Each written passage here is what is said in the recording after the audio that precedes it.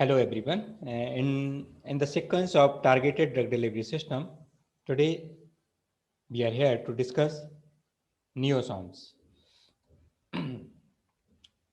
Neosomes are non-ionic surfactant-based unilamellar or multilamellar bilayer vesicles prepared by hydration of non-ionic surfactant with or without incorporation of cholesterol.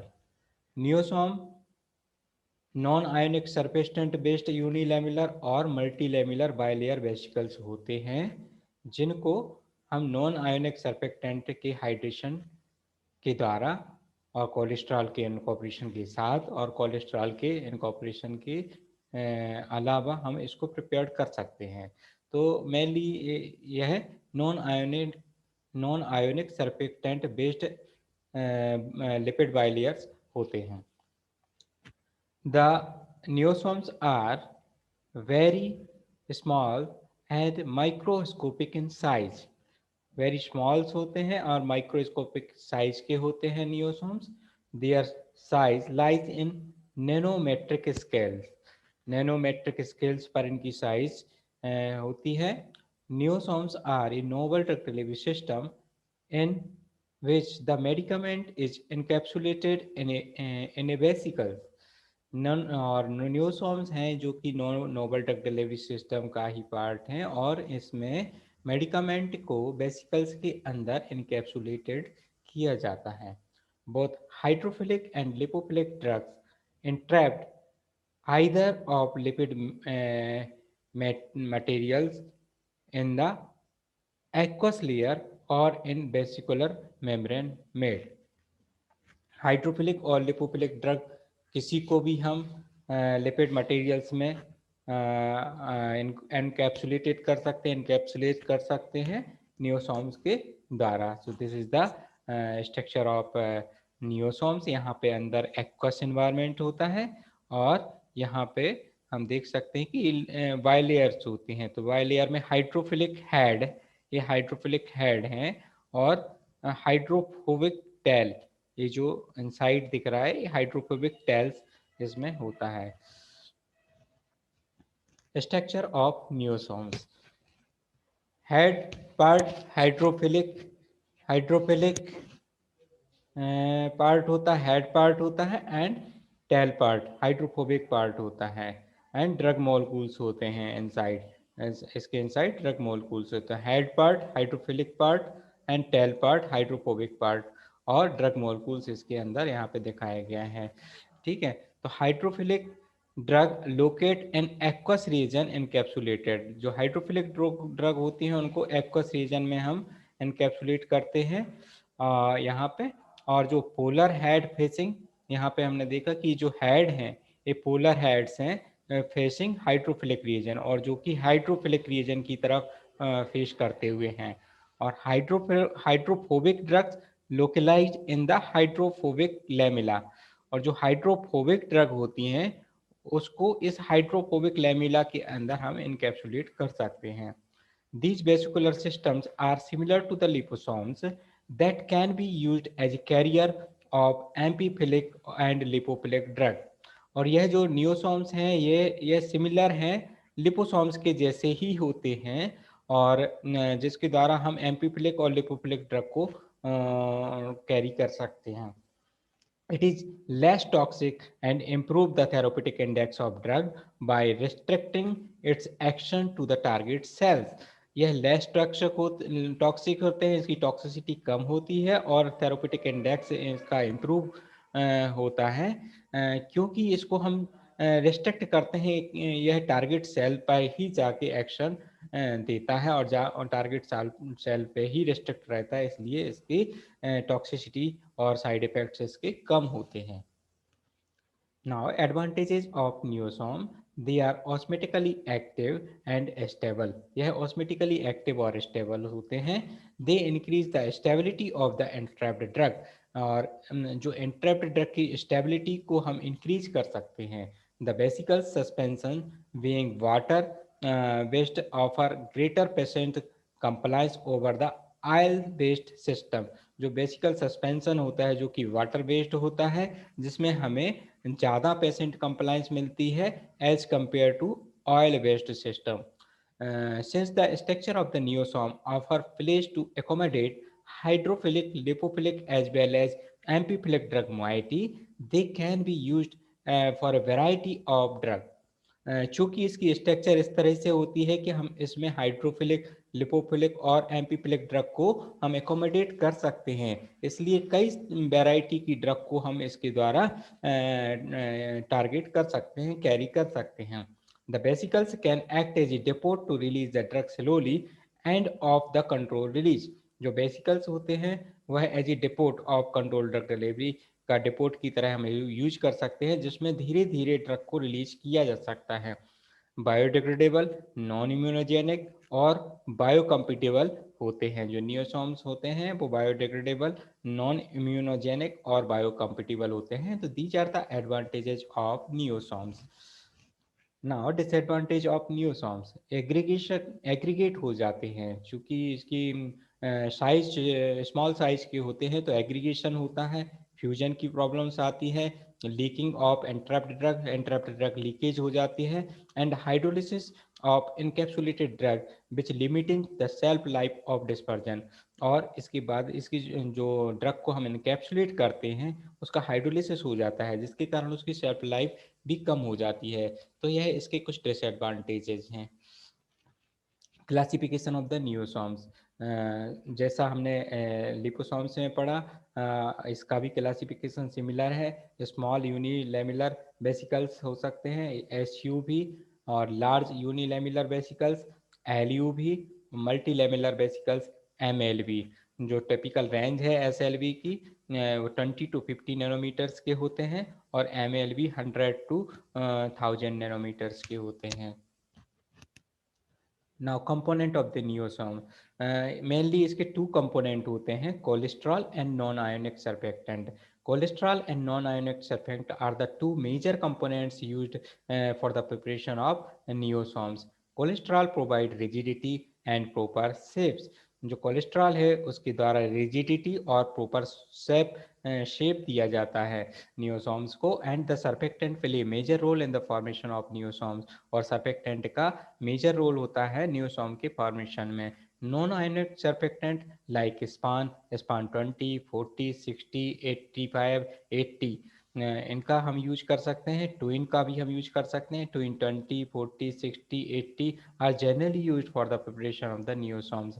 Few other surfactant that are reported to form the neosome as follow: ether linked surfactant, dialkyl chain surfactant, ester linked और सॉर्बिटियन Easter and पॉलीसॉर्बेट्स. इनको भी हम as a surfactant के रूप में नियोसोम की preparation के लिए यूज कर सकते हैं.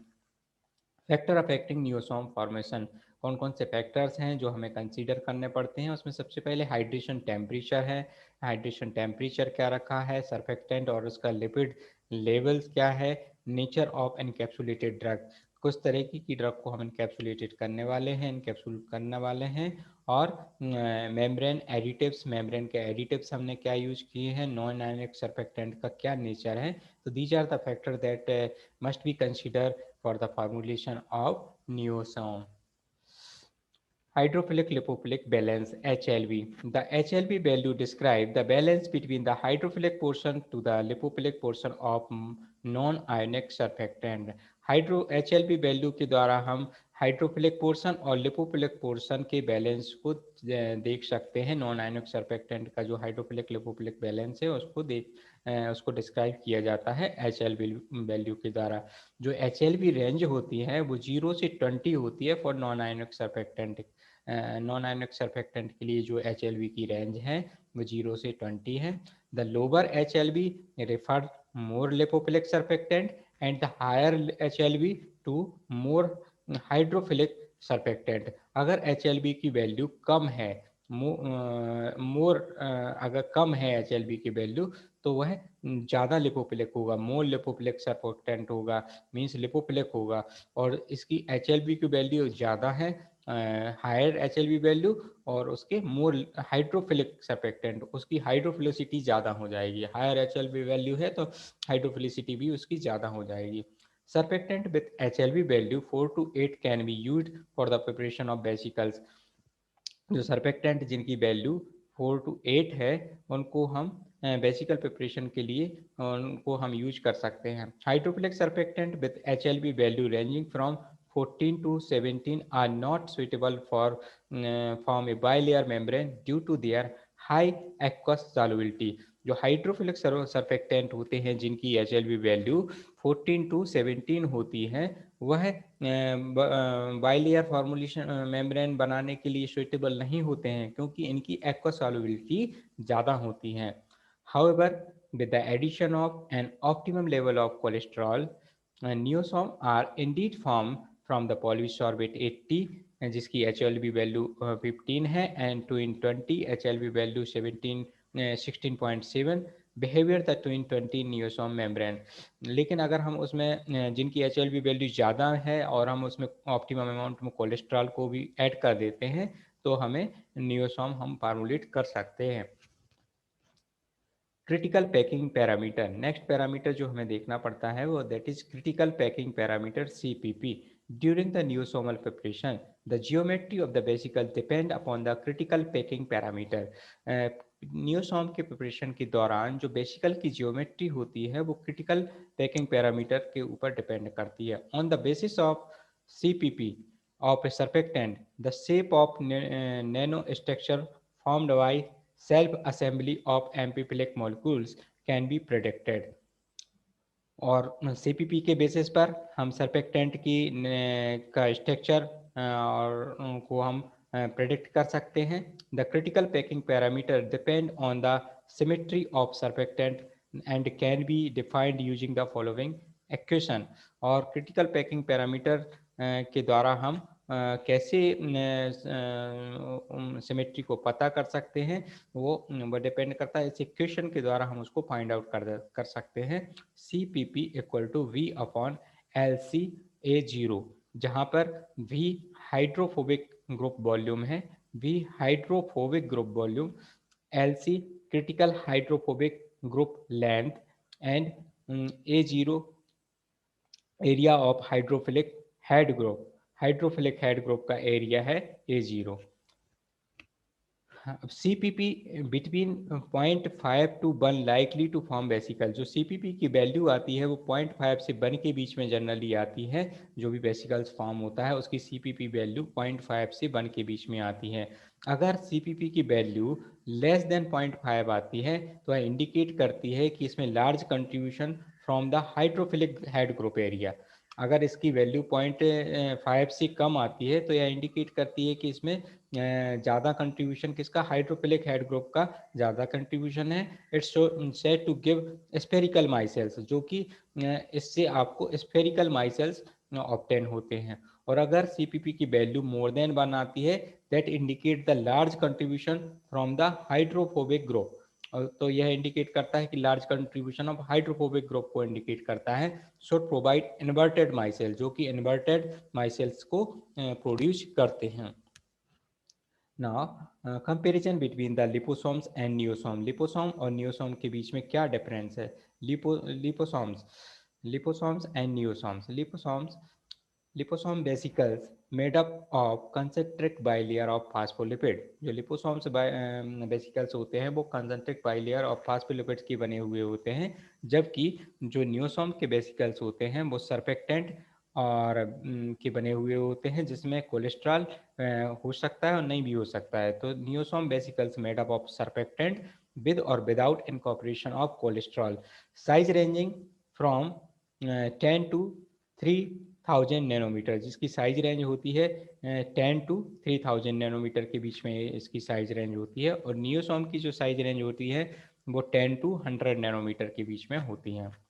कंपेरेटिवली एक्सपेंसिव होते हैं। जो लिपोसोम्स होते हैं वो कंपेरेटिवली एक्सपेंसिव होते हैं और जो नियोसोम्स होते हैं वो इनएक्सपेंसिव होते हैं। Special storage condition are required. जो लिपोसोम्स होते हैं उसके लिए स्पेशल स्टोरेज कंडीशन की हमें ज़रूरत होती है, और नियोसोम के लिए इस तरीके की कोई रिक्वायरमेंट हमको ज़रूरत नहीं होती है। Phospholipids use as a are unstable. जो लिपोसोम के प्रिपरेशन में फास्फोलिपिड्स का हम यूज करते हैं वो है अनस्टेबल होते हैं, और इसमें हम नियोसोम के प्रिपरेशन में हम सर्फेक्टेंट का यूज करते हैं, नॉन आयोनिक सर्फेक्टेंट का, जो कि स्टेबल होता है। और लिपोसोम कंपेरेटिवली मोर टॉक्सिक होते हैं और नियोसोम आर लेस टॉक्सिक। तो दीज आर द डिफरेंस या comparison with the between the liposomes and niosomes. Method of niosome preparation, कौन कौन सी मेथड से नियोसोम को बनाया जा सकता है? इसमें hand shaking method, reverse phase evaporation technique, ether injection method, multiple membrane extrusion method, bubble methods, sonication or from pronisomes. So these are the methods that can be utilized for the preparation of neosomes. Now, application of the neosome. Neosome का क्या क्या applications है? Neosomes have been used for studying the nature of immune response provoked by antigen. Antigen के द्वारा जो immune response provoke किया जाता है उसकी स्टडी हम नियोसोम के द्वारा कर सकते हैं। It is use as a drug targeting के लिए इसका यूज किया जाता है।